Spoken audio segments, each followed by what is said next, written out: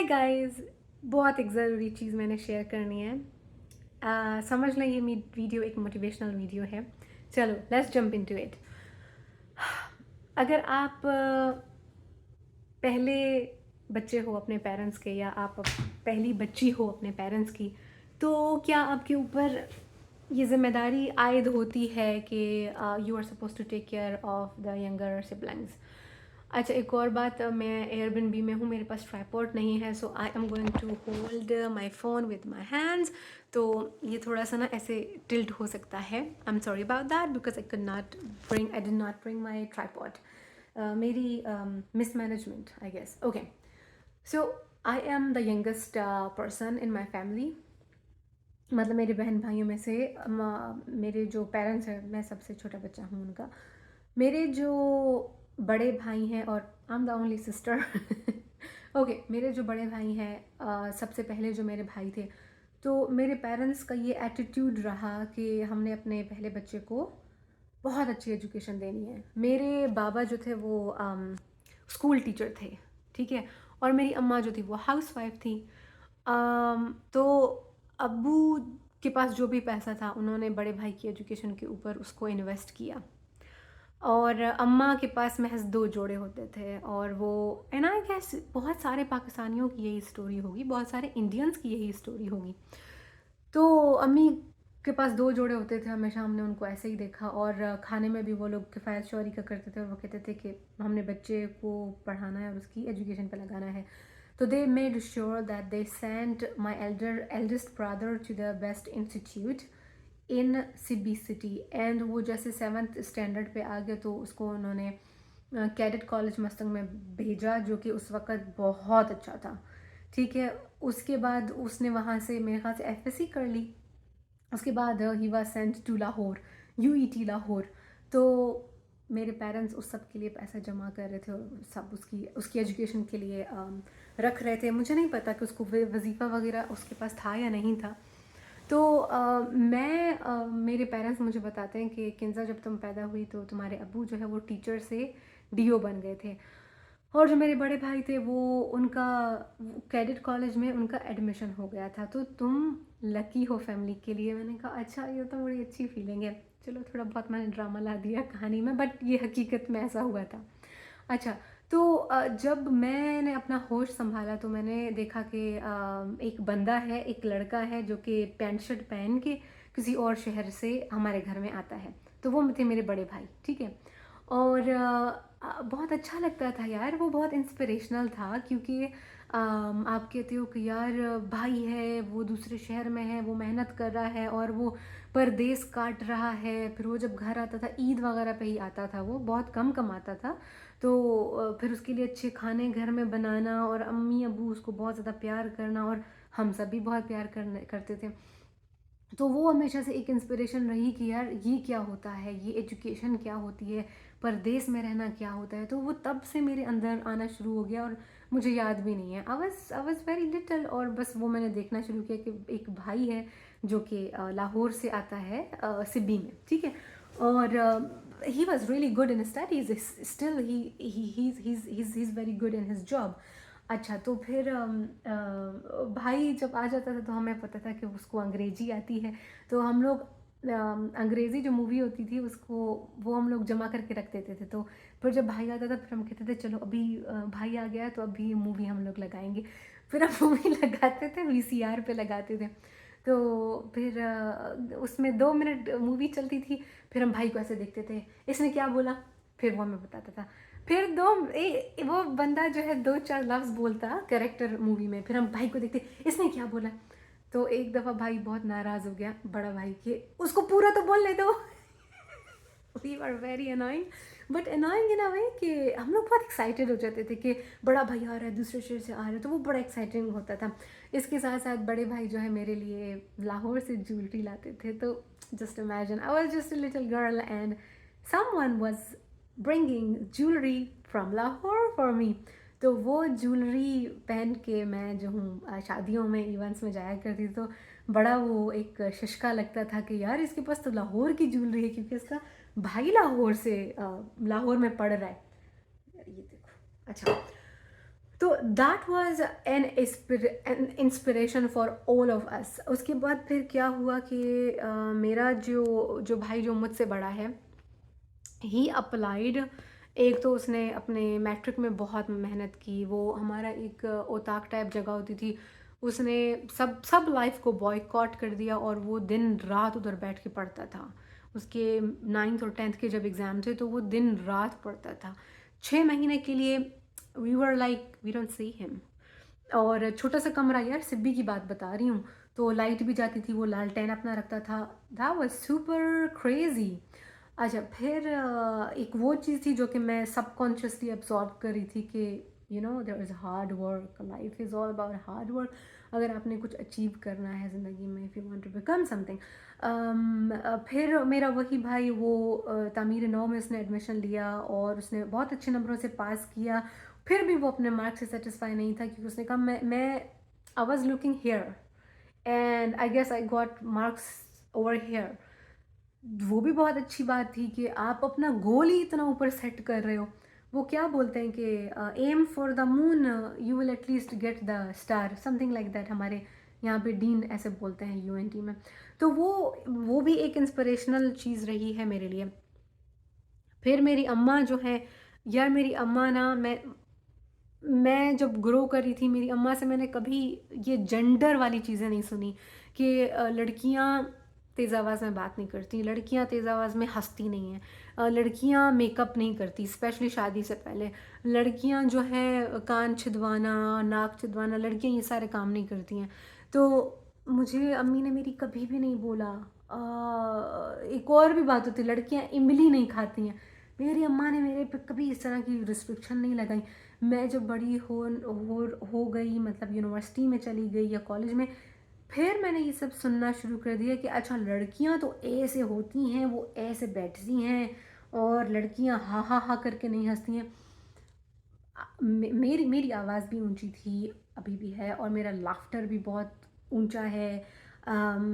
मुझे अमेरिका में और मलेशिया में मुझे एक दो लड़कियों ने कहा था कि we love your laughter because you laugh from your hurt.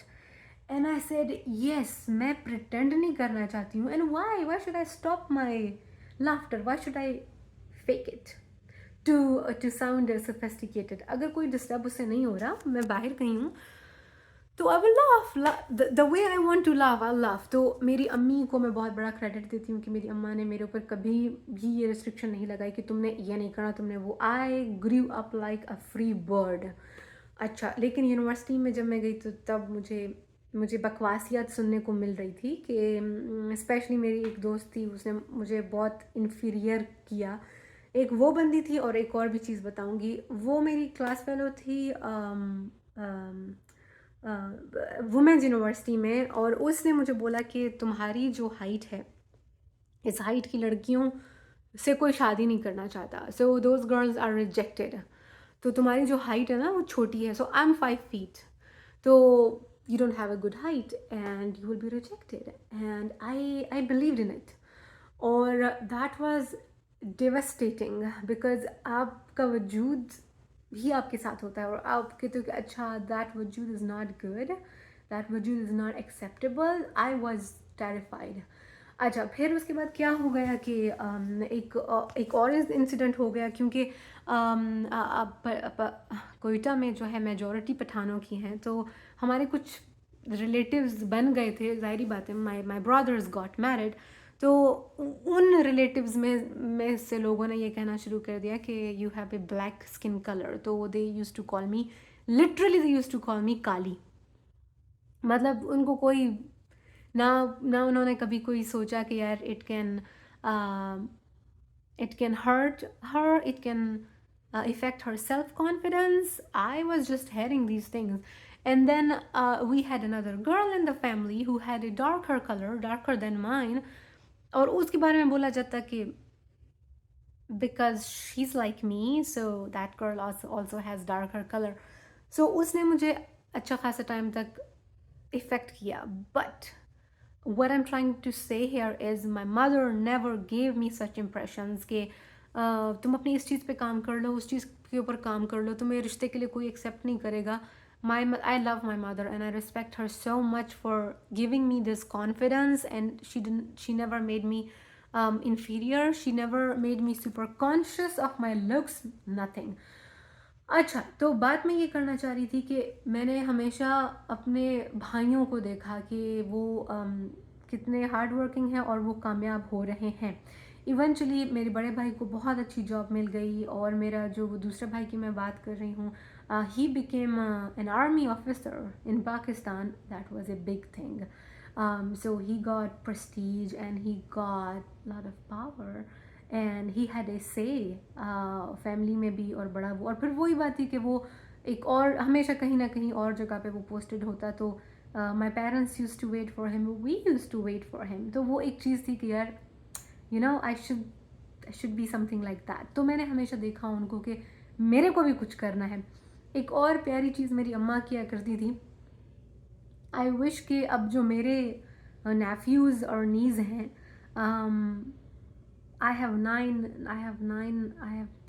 there are 9 kids of my brothers, 3 brothers, each have 3 kids.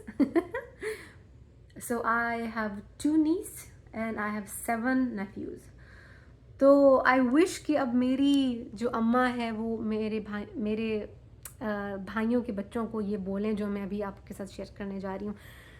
तो मेरे भाई जो है वो चाय पीते थे, तो कप में अगर चाय बच जाती थी तो मेरी अम्मा मुझे कहती थी कि गोदी, दे कॉल मी गोदी। हमारी नेटिव ज़बान सिंधी है, तो मुझे कहती गोदी, ये चाय या पानी में जो बचा हुआ है ना तुम्हारे भाई का जो झूठा है उसको तुम पियो। और मैं कहती क्यों? और फिर अम्मी कहती क्योंकि तुम फिर वैसे ही इंटेलिजेंट बन जाओगी। तो मैं कहती हैं इंटेलिजेंट वैसे बन जाऊँगी, अच्छा मैं पीऊँगी। फिर मैं सारा पी लेती थी। So that was also a big motivation that I can be like them. I can be on their path.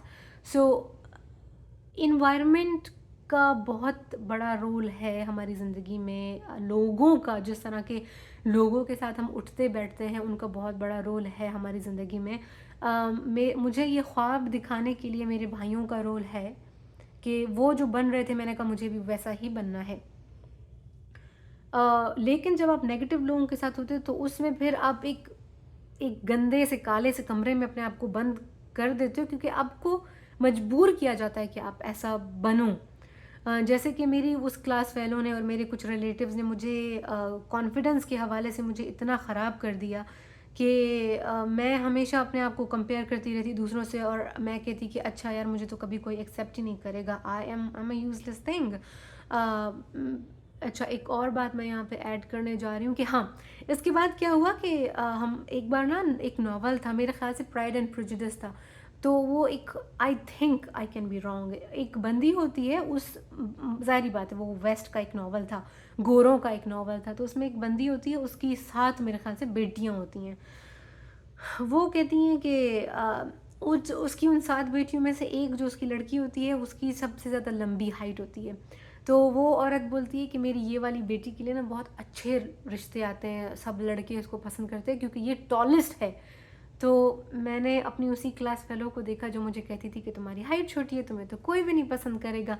तो वो एक ऐसा वक्त था जब वैलिड हो गया, चीज़ वेरीफाई हो गई कि this is a universal truth, कि अगर आपकी हाइट अच्छी है तो you are gonna have a good proposal, if not then no. तो क्योंकि वो नॉवल में लिखा हुआ था, वो किताब में लिखा हुआ था, तो मैंने कहा this is a universal reality, yes I have to believe it, and for a long long time I did believe it. Now I don't believe in it. लेकिन it's your environment, the kind of content you go through, जो लोगों का attitude है, feedback है, इस सब का बहुत इमेंस इन्फ्लुएंस है हमारे ऊपर। तो अगर कोई घर का पहला बच्चा है तो मैं ये कहना चाह रही हूँ कि you can be a role model for your younger brothers, for your younger sisters. पहले कुछ बन जाओ यार, और फिर आप सोचो कि अब आप दूसरों को एक्सटेंड कर सकते हो आपके रिसोर्सेज, आपका स्किल, जो नॉलेज आपने गेन की है, और आपका पैसा, रिसोर्स में आपका पैसा भी आता है, आपका इंटेलेक्ट भी आता है। तो अब अगर मैं अपनी बात करूं कि यार मेरे को बच्चे कर लेने चाहिए, ठीक है, मैं इधर हूँ अमेरिका में, मेरे को बच्चे कर ले, लेकिन क्या मेरे पास बच्चों के लिए टाइम है? क्या मेरे पास बच्चों के लिए एनर्जी है?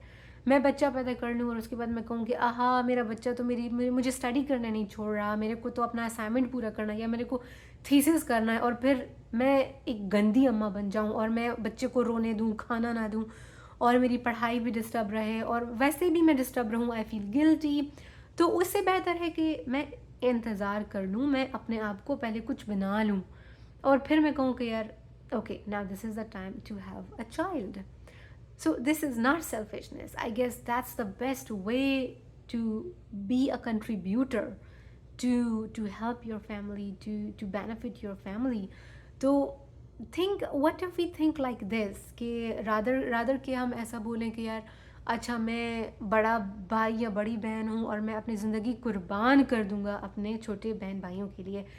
What if we turn that table around and we think that how about I become a role model for my family? I work hard.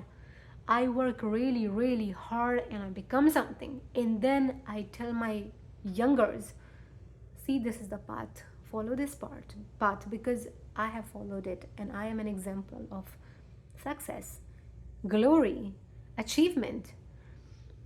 So I M acquainted with these issues कि जो बड़ा भाई है उसने छोटे वालों की शादी भी करनी होती है, उनको सेटल करना होता है, और जो लड़कियां हैं उनकी तो फिर वो डाउरी भी होती है, जहेज़ भी होता है, वो भी उस बड़े भाई के ऊपर होता है कि तुमने ये सब कुछ जमा करना है.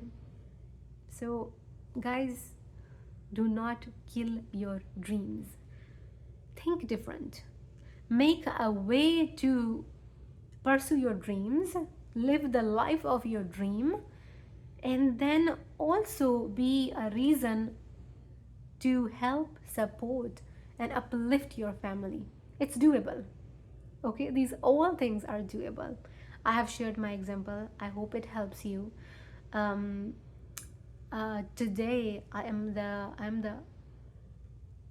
highest qualified person of my family, right? My family, nobody has done a PhD and nobody has ever been to America, right? तो मैं यहाँ से PhD कर रही हूँ. एंड आप कोई चीज़ अचीव करते हो यार, उसको एक्नॉलेज करो, अपने आप को क्रेडिट दो, अपने आप को अच्छा महसूस करवाओ, क्योंकि आप इतनी मेहनत करके उस जगह पे पहुँच रहे हो. So I give this credit to everybody who has helped me to achieve this. And also I also acknowledge my own self because I have gone through the process. So ये मुमकिन ना होता अगर मेरे वो दोस्त, अगर मेरी फैमिली में स्पेशली माई मदर, अगर मुझे वहाँ से ये सब कुछ चीज़ें ना मिलती. And I got the inspiration from my brothers as well. और मेरे PhD के हासिल करने में बहुत बहुत बहुत बड़ा हाथ है मेरी एक बहुत प्यारी दोस्त का जिसका नाम है मुस्का खालिद, और उनकी फैमिली का, because Quetta Balochistan does not have any embassy. हमारे यहाँ कोई एम्बेसी नहीं है गाइज, पूरे प्रोविंस में. Every time we need a visa for any country we have to go to Lahore और कराची और Islamabad. We don't have any embassy. तो अब मैं कैसे जा रही थी? मैं बस में जा रही थी, पब्लिक ट्रांसपोर्ट में बस में बैठ के जा रही थी, और मैं सुन रही थी जो भी लोग मेरे बारे में बोलते हैं, बिकॉज इट्स अ टैबू. अगर एक औरत अकेले सफ़र कर रही है तो वो एक टैबू है, उसे हम कहते हैं या तो यार ये 2 नंबर औरत है, या तो झगड़ा करके निकली है, या तो फिर बस 2 नंबर ही है, तो वो सब कुछ. बट इस्लामाबाद अगर मैं जा रही थी तो मैं कहाँ रहती, उस वक्त कोई था भी नहीं मेरा वहाँ पे. तो ये वो फैमिली थी जिनके घर में मैं रहती थी. और यार होटल में मैं बहुत अनकंफर्टेबल होती हूँ. मैंने ये एयरबिनबी क्यों चूज़ किया? बिकॉज़ मुझे वो घर वाली फीलिंग आती है. तो मैंने कहा यार मेरे को होटल में नहीं रहना, मेरे को एयरबिनबी में रहना है.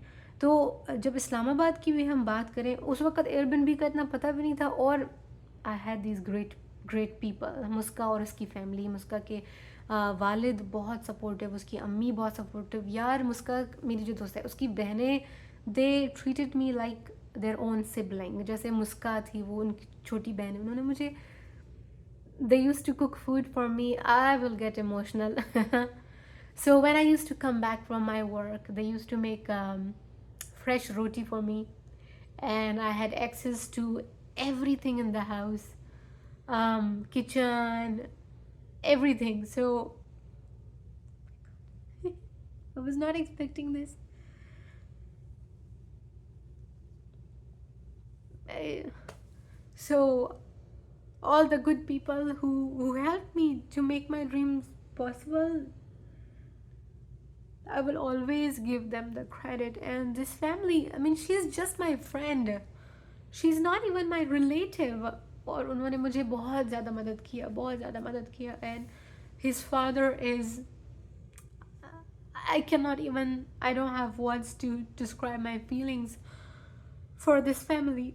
So yeah, just don't stop dreaming, guys. You will find someone who will help you, who will help you pursue your dreams. Just don't let your dreams die because of any reason. Bye.